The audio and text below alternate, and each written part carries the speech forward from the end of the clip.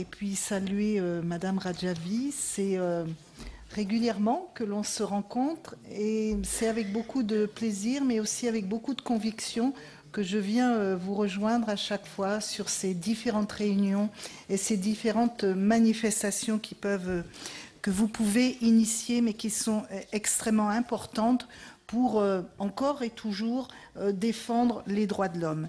Et je voudrais ce soir plus spécifiquement intervenir peut-être sur on dit le droit de l'homme, mais j'ai envie de dire le droit des femmes. Et en tout cas sur le fait que le nouveau président iranien n'ait pas respecté ses engagements vis-à-vis de la population iranienne, mais notamment vis-à-vis des femmes.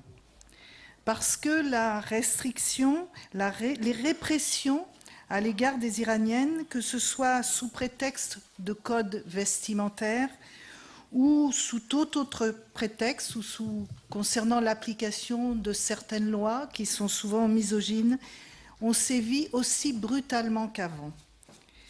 Les lois qui avaient été adoptées par le gouvernement d'Ahmadinejad prévoyant des restrictions sur la liberté professionnelle des femmes ont été mises en application par le nouveau gouvernement qui pourtant se prétend modéré.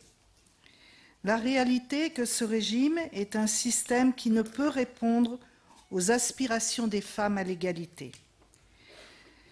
Les Iraniennes, et vous nous le montrez, veulent le changement. Et nous pouvons le voir dans le rôle qu'elles jouent, que vous jouez dans la résistance iranienne.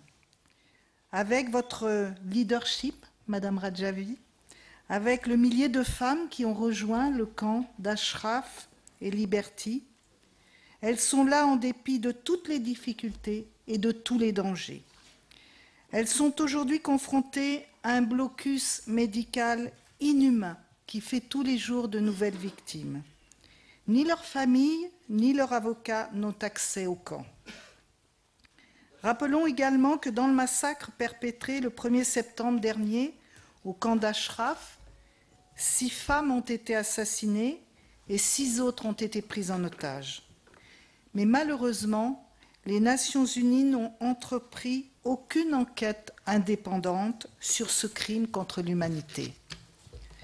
Cette absence de justice ouvre la voie à d'autres crimes et le camp Liberty est menacé par d'autres tueries. Le Conseil de sécurité des Nations Unies doit se saisir de ce dossier et une enquête indépendante doit être menée par les Nations Unies sur ce massacre, sur le massacre d'Ashraf. Je souhaite donc, et c'est le sens de mon intervention ce soir, réitérer mon soutien à ces légitimes revendications. Je crois que nous devons ensemble porter ces revendications et être sans doute plus forts dans notre demande, dans nos attentes et dans ce que nous attendons des Nations Unies. Voilà ce que je voulais vous dire ce soir. Merci.